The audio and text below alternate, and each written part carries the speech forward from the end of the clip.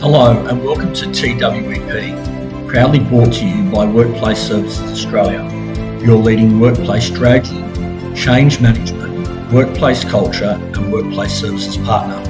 My name is Bly Williams. I'm the Director of Strategic Special Projects at WSA and I'm currently working on a number of workplace and bespoke once-in-a-lifetime projects for our sponsors' clients. One of the biggest challenges we are seeing in the post-pandemic world of project management, asset management and workplace is the changing or developing skill sets required by these asset, facilities or project managers. Your old school PM or FM traditionally has come out of the construction or hard service industries and is now being challenged to manage a diverse portfolio of assets with a far more people-centric focus. I've been working with an Australian state or territory government on the consolidation of 3 project management contracts into one that manages the repairs and maintenance of over 500 individual assets of varying types and standards. It is truly a very, very interesting project. Working with the client to make the service and the contract more customer-centric. Yes, you heard me. Our client has customers. The incumbent supplier never saw them or considered them as a customer. They only saw them as an occupier of the buildings to that client. The discussions have been to include generational change by submitting work orders with QR codes instead of fax machines. You heard me right, a facsimile machine.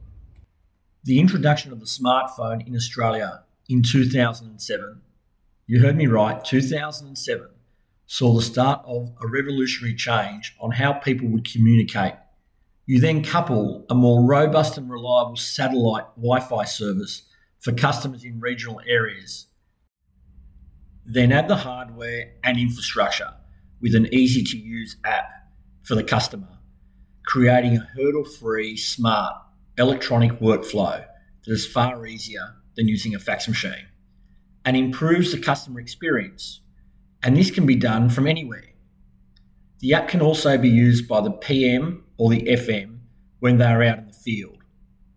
It is also not only about the customer experience, but it is also about the client experience, where the back of house process between the client and the project managers is totally streamlined.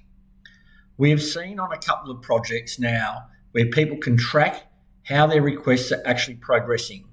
This allows the customer and the client to be kept up to date with the progression of each specific job.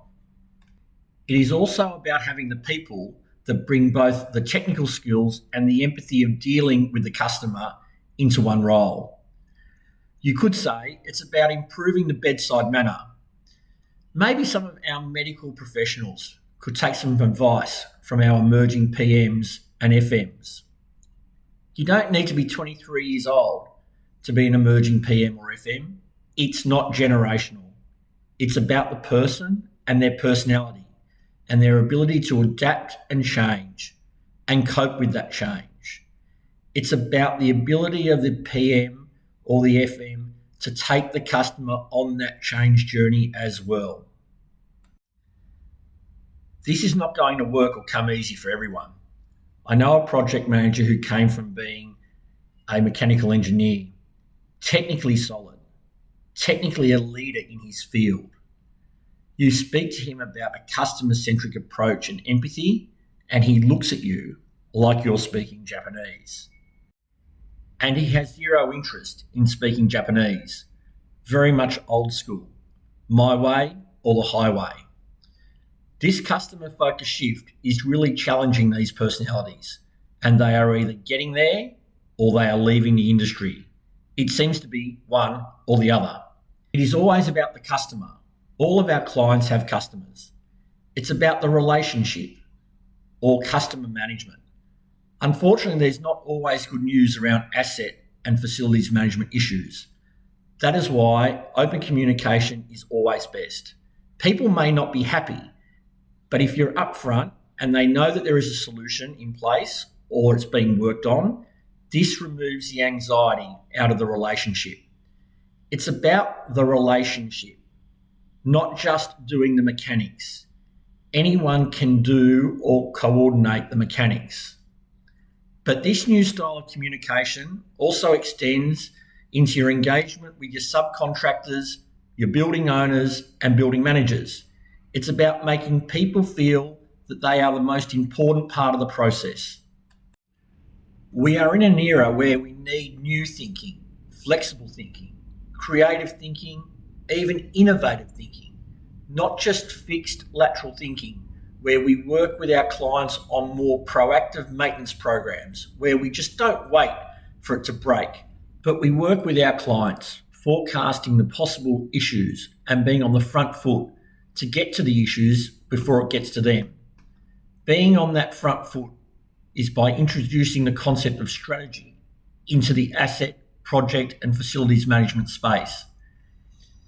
This also applies to our PMs, FMs and workplace managers' approaches to workplace needs. A more engaging and consistent discussion is where the market is heading. These discussions will also help in the take-up of return to the office and reinstate the PM or office services manager as the go-to person for physical and virtual workplace needs, instead of HR, who appeared to be given the keys to the kingdom once COVID hit. The technical know-how is key when dealing with the assets, but as important now is the people or customer management component. It's all about dedicating time to listen. So, the way we manage assets now needs to be a lot more flexible. We could say we've seen the evolution of human-centric design. So now, it's all about human-centric asset and facilities management. But human-centric asset management and workplaces are not about events, freebies, coffee, tea, or even snacks. It's not about the hospitality industry as we know it. It's about being hospitable. The hospitality industry part, it is nice, but some would describe it as window dressing. It's more about the quality of the service to the person, not about closing out work orders as complete, even when the work has not been done, so it does not affect the FM or PM's SLA scorecard and making the client absolutely infuriated. It's about working through the issues. To be frank, to provide a human-centric way of managing assets or the workplace, it has to be a two-way street between the PM and the client. If it's not a two-way street, then the relationship is doomed from the outset. So there is massive change happening in this space today, and it will continue. It's time to take advantage of the technology advancements, develop proper and stringent e-workflows that are human-centric, and see the reputation of the PM and FM reinstate themselves as a go-to reliable and trusted partner for all things asset, facilities and workplace. If you are a PM, FM or workplace expert and you would like to have some further discussions on this topic, reach out to me today and we can have a chat in one of our upcoming episodes. TWEP is proudly brought to you by our loyal sponsor, WSA, your experienced workplace strategy, change management, workplace design and workplace culture partner. Check them out at www.wsagroup.au. Thank you for joining us for episode 15. Please see the attached show notes and leave us with your feedback or subscribe.